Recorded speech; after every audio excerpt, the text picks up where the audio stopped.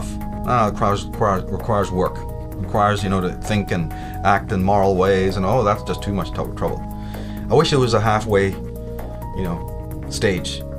So the media goes, what there is. We'll sell you the fashion of independence. You can buy into this. You can be a goth, a punk, you can be straight, you can be gay, you can be macho. We'll sell you all sorts of images to decorate your inauthentic life. And that will pacify you because there is a voice that's kind of screaming inside of you that you're not living an authentic life. We know that. We know that's a tough voice to live with. But you also can't really do anything about it because, you're lazy and you're weak. And you realize what you would have to sacrifice or lose if you really took the true moral way. The way of selfhood and the way of finding out who and what you are. We know that's difficult for you. So what we'll do is we'll manifest a bunch of simulacras. We have a whole industry creating false personas. But if you buy into that, and it's very easy to do that. I mean, it's just a matter of going down to the hairdresser and coloring your hair pink and wearing a couple of earrings and getting a few tattoos and, having a big t-shirt with anarchy written on it. But you're the last person who even understands what true freedom and anarchy is. But don't worry about that. Well, the world is full of those kinds of people, isn't it? But do you see it as being any more free? If that was ever going to solve the world's problems, what happened in the 1960s when everybody was free, quote unquote? Where's the love now? Did it stop wars? Did it stop evil men ruling the world? Did it stop genocide? Did it stop the mutilation of animals and abattoirs? Tell me what one thing that the hippie movement or the punk movement of the 1970s achieved. Well, I'll tell you what they achieved. The leaders of the punk movement are living like pashas and maharajas in $1 million houses over there in Bel Air and also in Los Angeles. Billy Idol has a fleet of Harley Davidsons. That's what happened. That's what happened. But they're wearing a hammer and sickle. We're for the people. Peace and love, CND, all that shit. Utter nonsense. Utter nonsense. Maybe the man from within who's completely incognito, who's working within the system, suit and tie, you'd pass them by on the street. Maybe those people will do more damage to the evil status quo than all those hordes screaming for reform, Because it's not just a mass of people label reading, running away into these inauthentic models.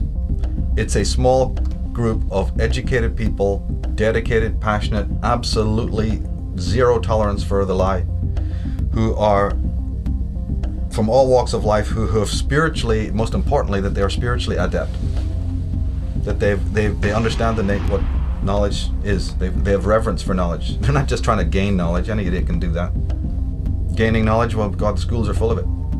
No. It's a matter of loving knowledge. That's a big difference. Loving knowledge, understanding what knowledge is a whole different thing than gaining knowledge. So there's these fine lines in all of this, very fine lines. And if the knowledge has to be empowering and changing you first, how can you do anything to change another world? Or maybe you don't even have the right. Maybe we're on the complete wrong subject matter altogether. How does anyone even think that they have a right to involve themselves in the life or the lifestyle of anyone else? If you really think about that, you'll find it's pretty preposterous. But at the same time, you do have the right to fix your own life. That, at least, we know is an absolute. You have the absolute right to work on your life. You have the right to make any of the choices that you want to make. So then my work sort of really focuses on that and doesn't stray from that.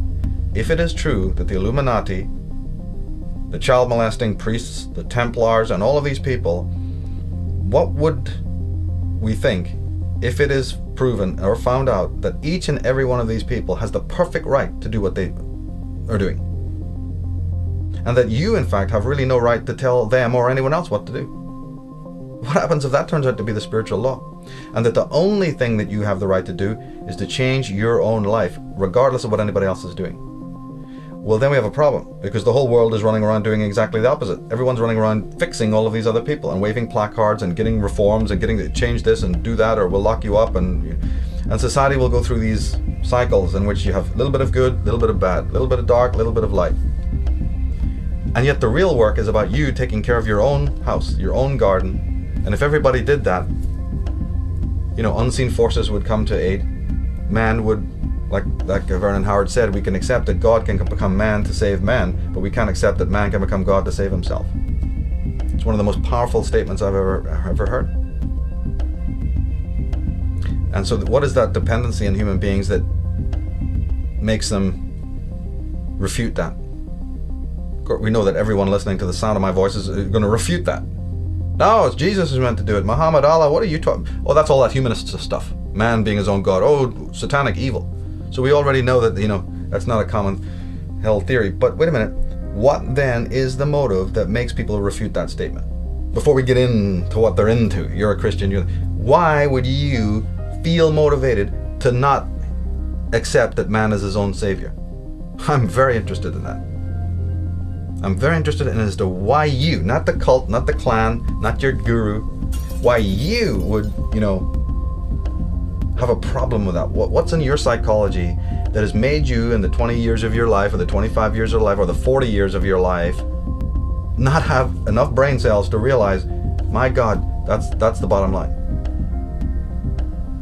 Because in my opinion, if you don't accept that, you are an unsane person. You're not insane, you're unsane. You're toxic, and you know you need to be quarantined or something. That's really the long and short of it, in my opinion. Then I want to get the crucifix out. As soon as I hear that somebody is, you know, thinking that another authority, another person, has the rights over their mental and emotional and attitudinal and psychic life, I'm worried about that person, because I know that person has got some very serious psychological and existential problems right off the bat. Right off the bat. Then that person is going to be, you know, a herd, part of some herd, or will be a controller of a herd, or will be manipulated by the herd, or whatever you want to call it. But that person is not going to end ever. You're never going to find that person, you know, in doing good in the world, real necessary good at all. It's just a contradiction in terms. It's impossible. They may be sold the illusion or the delusion that they're doing wonderful work, because they give to Live Aid or the next stupid charity that pops up out of the woodwork, you know. They were there. Great, you were there, yeah. Well, we had Live Aid, didn't we? When was that? 1982 or something? You know, did the world get any better?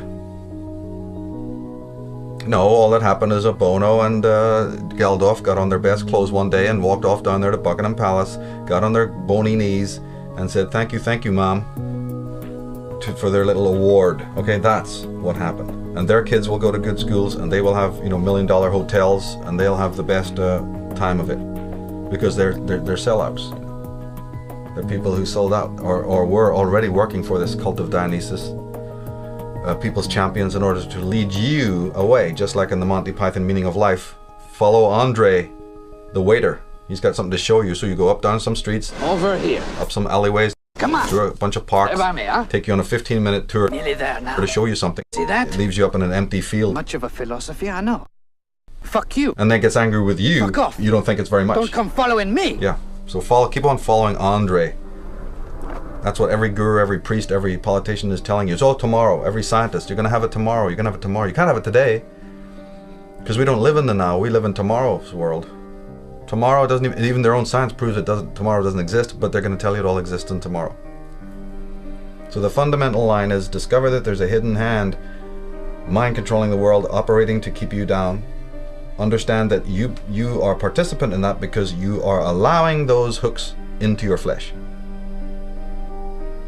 I've said it many times, and I said it recently, said it last year. You must distinguish the difference between saying, have I been sold a lie? And the difference between, yeah, but have I bought a lie? Because there's all the difference in the world attitudinally between those two statements.